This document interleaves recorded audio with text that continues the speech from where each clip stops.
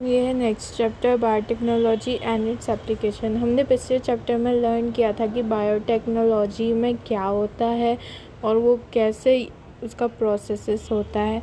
अब हम देखेंगे बायोटेक्नोलॉजी की एप्लीकेशन।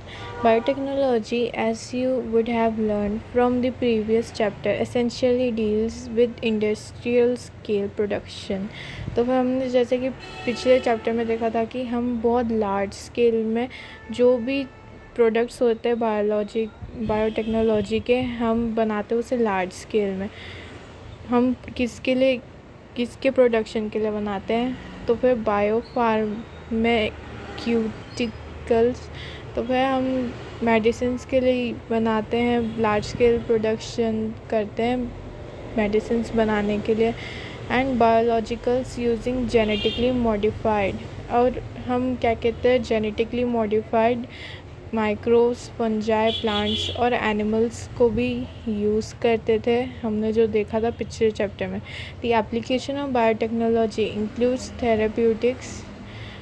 तो फिर ये बायोटेक्नोलॉजी के एप्लीकेशन यूज़ होते हैं मेडिसिन्स बनाने में, डायग्नोस करने के लिए, genetically modified crops for agriculture, जो हमने पिछले चैप्टर में देखा था कि हम कैसे जेनेटिक डीएनए कैसे रिकॉम्बिनेंट करते। तो फिर रिकॉम्बिनेंट डीएनए जब डालते हैं प्लांट या फिर एनिमल सेल में, तो फिर वो जेनेटिकली मॉडिफाइड हो जाता है।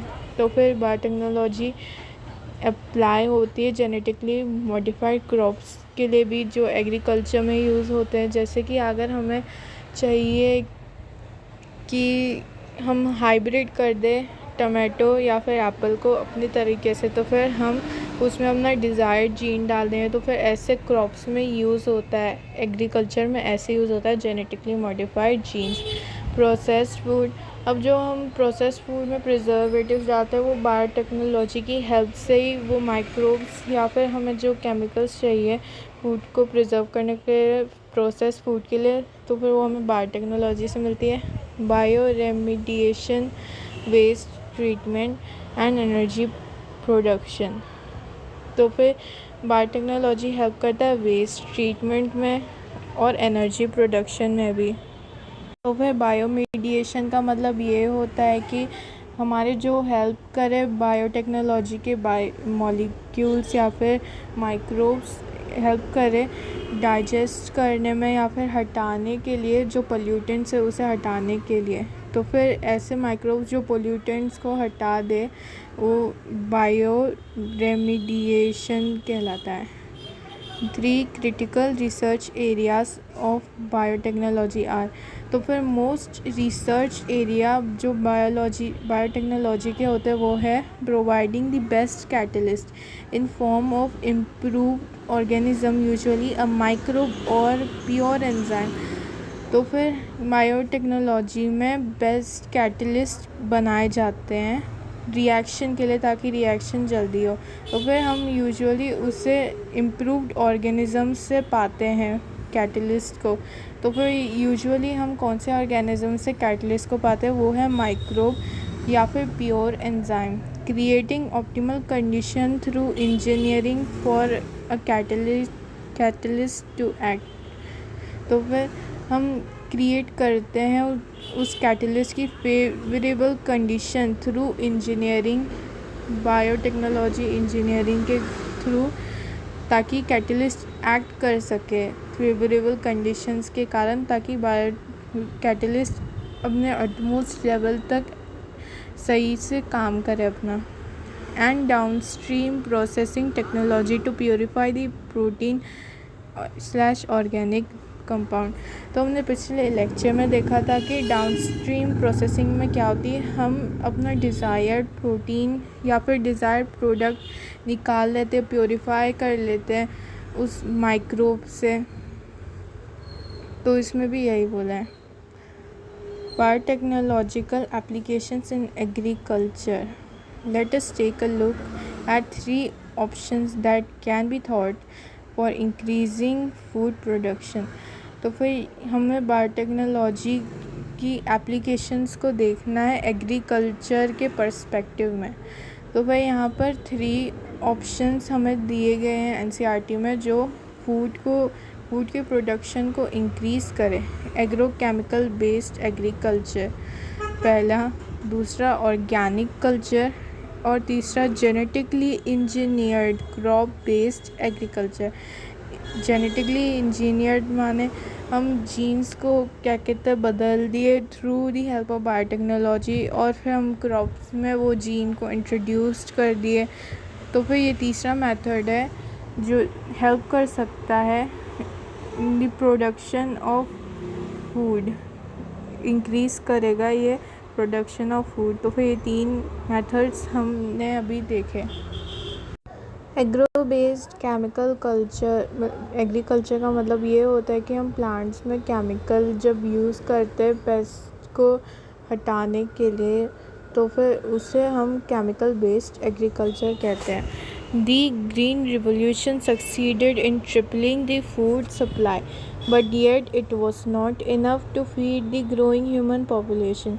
तो फिर जो ग्रीन रिवॉल्यूशन था वो बहुत सक्सेसफुल था, क्योंकि वो 3 टाइम्स फूड को सप्लाई कर रहा था। मतलब फूड अगर क्या कहते हैं एंड टाइम बन रहा था, मतलब शायद एक बार बन रहा था, तो फिर ये ग्रीन रिवॉल्यूशन के कारण अब ये एक टाइम बनता था फूड 1 महीने में, अब तो 3 टाइम बनने लगा वो फूड। तो फिर ट्रिपल कर दिया फूड की प्रोडक्शन को। पर फिर भी ये क्या कहते हैं ग्रोइंग ह्यूमन पॉपुलेशन को खिलाने के लिए इनफ नहीं था ये green revolution. Increased yields have partly been due to use of improve crop. तो फिर ये हाई प्रोडक्शन ऑफ फूड्स कैसे हुआ? ये हुआ क्योंकि क्या कहते हैं क्रॉप की वैरायटीज़ इम्प्रूव्ड हो गई थी, पर mainly due to the use of better management practices and use of agrochemicals, fertilizers and pesticides। तो फिर क्रॉप की पर बात ये है कि मेन बात ये है कि ये फूड प्रोडक्शन इंक्रीज मेन इन किस कारणों से हुआ था? वो हुआ था बेटर मैनेजमेंट के कारण और एग्रोकेमिकल्स के कारण। माने केमिकल्स जो हम क्रॉप्स के ऊपर यूज़ करते हैं ताकि हम इंसेक्ट्स या फिर पेस्टिसाइड्स से बचा सके क्रॉप्स को, और फर्टिलाइज़र्स देते थे क्रॉप्स को ताकि वो अच्छे से न्यूट्रिशंस लेके बहुत ज़्यादा अमाउंट ऑफ फूड इंक्रीज़ कर दे। However for farmers in developing countries, माने जो कंट्री जो अभी बन रही है पूरी बनी नहीं है, तो फिर ऐसे फार्मर्स के लिए जो डेवलपिंग कंट्रीज़ में रहते थे, जैसे कि एग्जांपल हो गया India, agrochemicals are often too expensive. तो फिर ये जो केमिकल्स थे ये बहुत एक्सपेंसिव होते हैं हमेशा। And further increases in yield with exciting varieties are not possible using conventional breeding। तो फिर जो कन्वेंशनल माने जो पुराने ज़माने में यूज़ होता था, जो पुराने ज़माने में यूज़ करते थे, जिस मेथड से अच्छी फूड प्रोडक्शन होती थी, अब वो पॉसिबल नहीं हो पा रहा है वो मेथड यूज़ करना, क्योंकि उस मेथड से वो रिज़ल्ट्स नहीं मिल रही है, माने हाई प्रोडक्शन नहीं मिल रहा है फूड का। इस कन्वेंशनल ब्रीडिंग से पॉसिबल नहीं हो पा रहा कि क्या कहते हैं हम ज़्यादा क्वांटिटी में फूड प्रोड्यूस कर पाए। Is there any alternative path that our understanding of genetics can show that farmers may obtain maximum yield from their fields. तो फिर हमने जेनेटिक्स के अंडरस्टैंडिंग के हिसाब से हम क्या फार्मर्स की हेल्प कर सकते हैं मैक्सिमम फूड प्रोडक्शन करने में? Is there a way to minimise the use of fertilisers and chemicals so that their harmful effects on environment are reduced? क्या कोई ऐसा तरीका है जिससे हम बिना केमिकल्स और फर्टिलाइज़र्स को यूज़ किए हाई फूड प्रोडक्शन करें ताकि हमारा इन्वायरमेंट ख़राब ना हो उससे?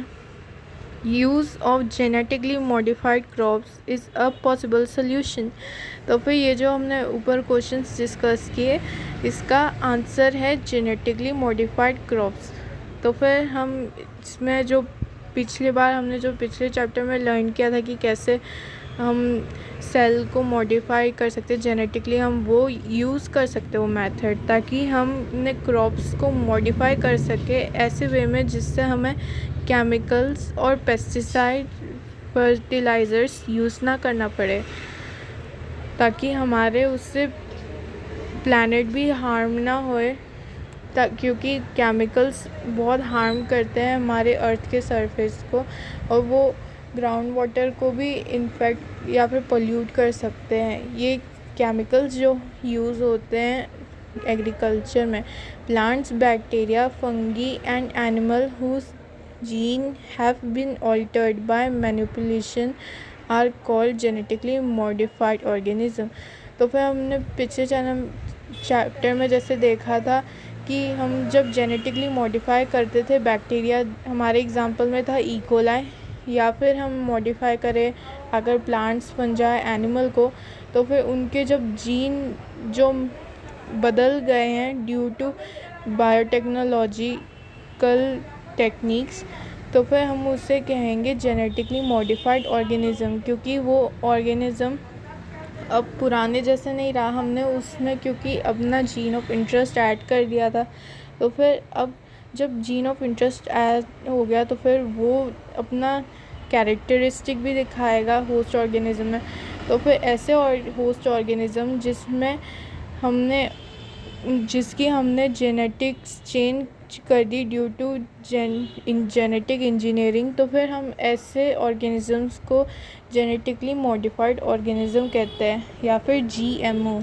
GM plants have been useful in many ways. तो फिर GMO प्लांट्स बहुत वेज़ में हमारे लिए यूज़फुल है, माने जेनेटिकली मॉडिफाइड ऑर्गेनिज़म हमारे लिए बहुत सारे वेज़ में बेनिफिशियल है। Genetic modification has made crops more tolerate to antibiotic, stress, cold, drought, salt, heat. तो फिर जो जेनेटिकली मॉडिफाइड क्रॉप्स है वो अब टॉलरेट कर पाते हैं ज़्यादा ठंडी को, सूखेपन को, नमक को और गर्माहट को। उस प्लांट्स, जेनेटिकली मॉडिफाइड प्लांट्स को प्रॉब्लम नहीं होती ज़्यादा इन सब फैक्टर्स से। और ये जो फैक्टर्स जो क्या कहते हैं प्लांट की ग्रोथ को रिस्ट्रिक्ट करते हैं, माने ख़राब करते हैं प्लांट की ग्रोथ को, उन्हें एबायोटिक स्ट्रेसेस कहते हैं। Second, reduce reliance on chemical pesticide, pest resistant crops. तो फिर thanks to pest resistant crop माने जो क्रॉप जेनेटिकली मॉडिफाइड हो गए हैं, जिसके कारण इंसेक्ट्स उन क्रॉप्स को खा ही नहीं पा रहे, तो फिर वो है पेस्ट रेजिस्टेंट क्रॉप। तो फिर जेनेटिक मॉडिफिकेशन के कारण हमें अब केमिकल्स की बिल्कुल भी ज़रूरत नहीं अपने क्रॉप्स में, ताकि हम कीड़ों से छुटकारा पा सकें, क्योंकि कीड़ों से रेजिस्टेंट क्रॉप जेनेटिकली मॉडिफिकेशन ने ये पॉसिबल कर दिया है कि हम बिना केमिकल छिड़के प्लांट्स अपने आप ही रेजिस्ट कर दे उन कीड़ों को अपने आप को खाने से। Help to reduce post harvest losses.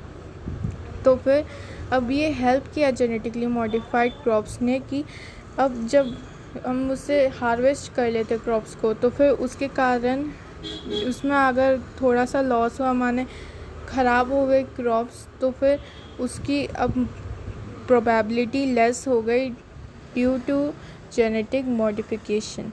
Increased efficiency of mineral usage by plants.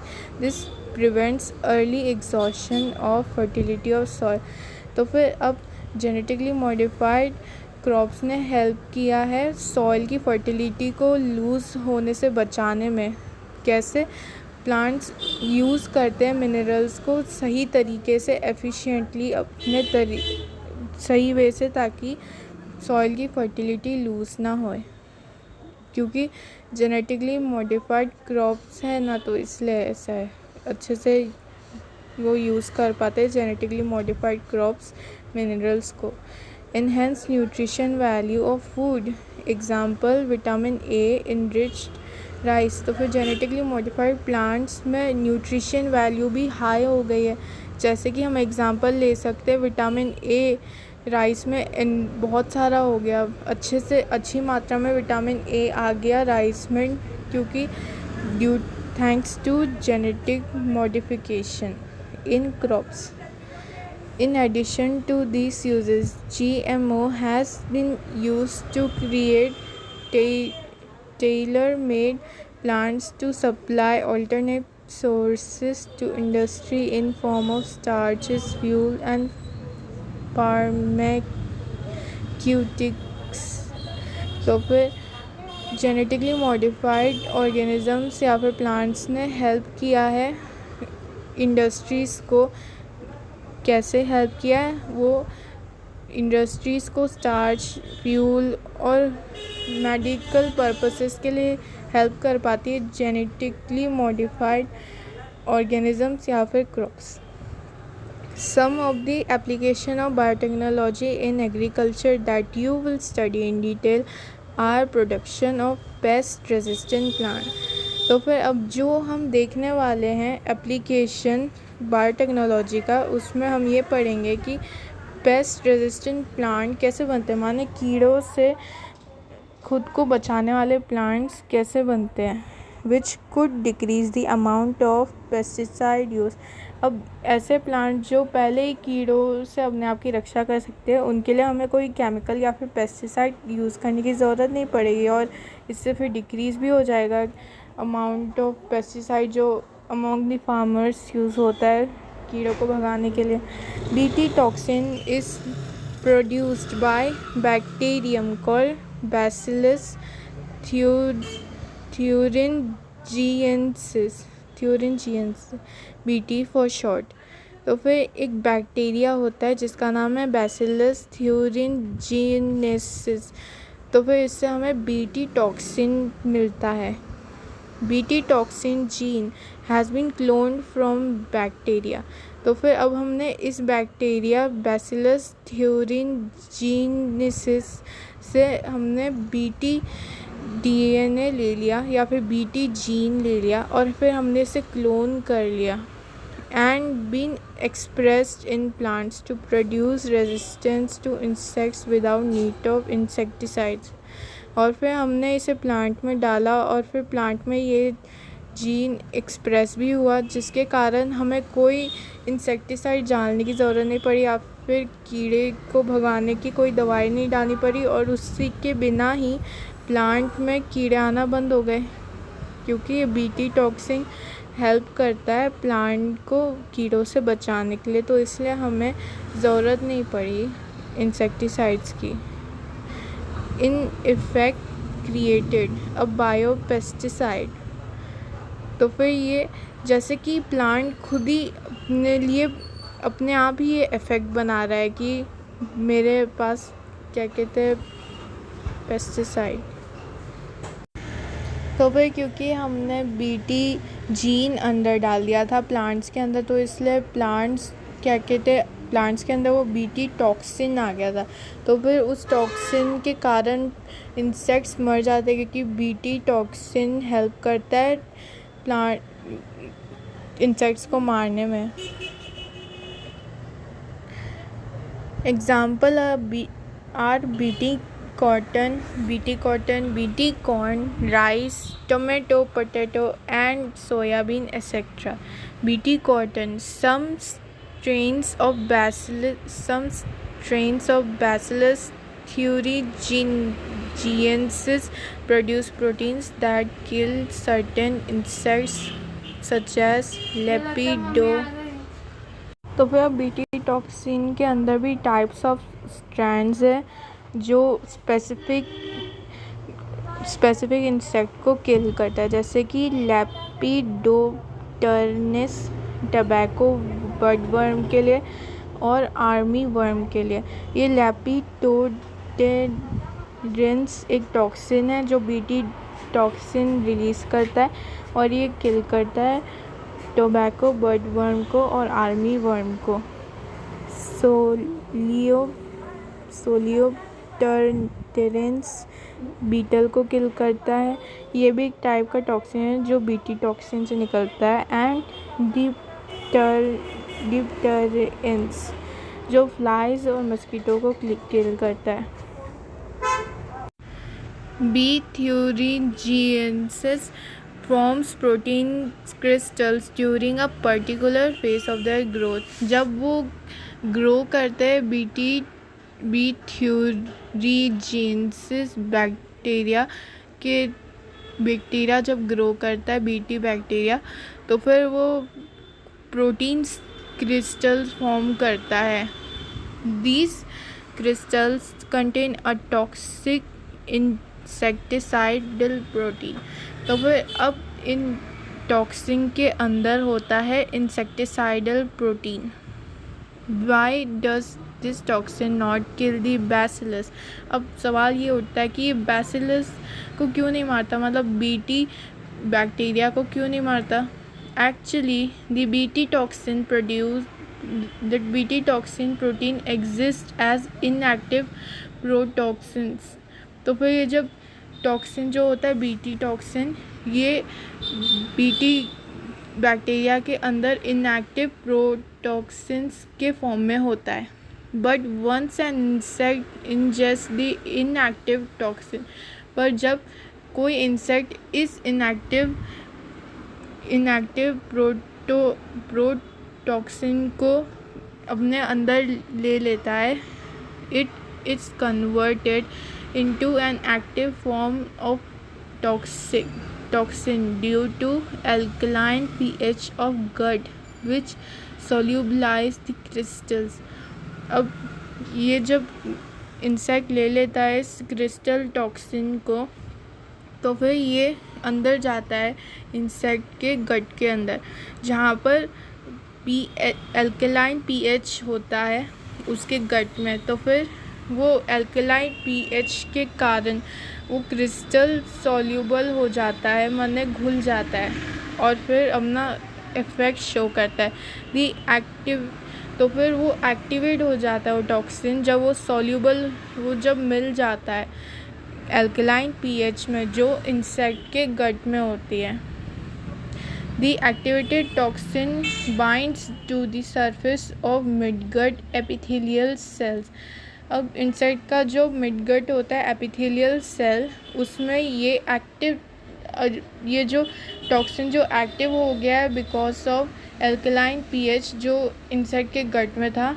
तो फिर अभी active toxin midgut epithelial cell के सरफेस में जुड़ जाता है, बाइंड हो जाता है, and creates pores that cause cell swelling and lysis and eventually cause death of insect। तो फिर अब ये जो एक्टिवेटेड टॉक्सिन है ये मिडगट एपिथेलियल सेल में ऐसे बाइंड हो जाएगा, जिससे सेल फूल जाएंगे और ये फिर फूट जाएंगे और फिर इसके कारण जो इंसेक्ट है वो उसकी डेथ कॉज हो जाएगी। Specific BT toxin genes were isolated from bacillus thuringiensis and incorporated into several crop plants such as cotton. तो फिर हमें पता है बीटी टॉक्सिन में टाइप्स ऑफ टॉक्सिन होते हैं, तो फिर उस बीटी टॉक्सिन से हमने एक तरह का टॉक्सिन आइसोलेट किया है और फिर हमने उसे सेवरल क्रॉप्स में हम स्पेसिफिक बीटी टॉक्सिन को यूज़ करते हैं, जैसे कि कॉटन में। The choice of gene depends upon the crop. अब जो जीन हम सेलेक्ट कर रहे हैं बीटी टॉक्सिन से, वो क्रॉप पे डिपेंड करेगा कि हम कौन सा बीटी टॉक्सिन जीन लें, एंड द टारगेट पेस्ट। और हम टारगेट पेस्ट के हिसाब से भी सेलेक्ट करेंगे बीटी टॉक्सिन का जीन, क्योंकि हर बीटी टॉक्सिन में तरह तरह के जीन्स होते हैं जो स्पेसिफिक इंसेक्ट्स को किल करते हैं। तो फिर अब जिस चीज़ से ये कोडेड रहता है बीटी टॉक्सिन, ये किस चीज़ से कोडेड रहता है, उस चीज़ का नाम है क्राई। तो फिर ये क्राई से कोडेड रहता है बीटी टॉक्सिन, जैसे कि ये इसका शेल है, उन्हें ये इसकी कवरिंग है बीटी टॉक्सिन की, और ये है बीटी टॉक्सिन। तो फिर ये बैक्टीरिया के अंदर इनएक्टिव फॉर्म में होता है क्योंकि इसके अंदर ये कवरिंग होती है, पर ये कवरिंग घुल जाती है जब ये इंसेक्ट के गट में जाता है, क्योंकि वहाँ पर एल्कलाइन पीएच होता है। तो एल्कलाइन पीएच इस शील्ड को हटा देता है, इस कवरिंग को हटा देता है, जिस कवरिंग का नाम है cry. There are number of them. तो फिर बहुत तरह के टॉक्सिन या फिर उसकी शील्ड्स है जिसका नाम है cry. For example the protein encoded by genes cry 1AC cry 2AB control the cotton bird boll worm. तो फिर बहुत तरह के क्या कहते हैं टॉक्सिन होते हैं, जैसे कि नाम है cry 1AC and cry 2AB जो कंट्रोल करता है कॉटन बुल वर्म को। तो वही कॉटन बुल वर्म को मार देता है। कौन सा टॉक्सिन? क्राई 1AC और cry 2AB। That of cry 1AB controls corn borer. तो फिर कॉर्न में जो इंसेक्ट्स आते हैं उसको कंट्रोल करता है क्राई 1AB।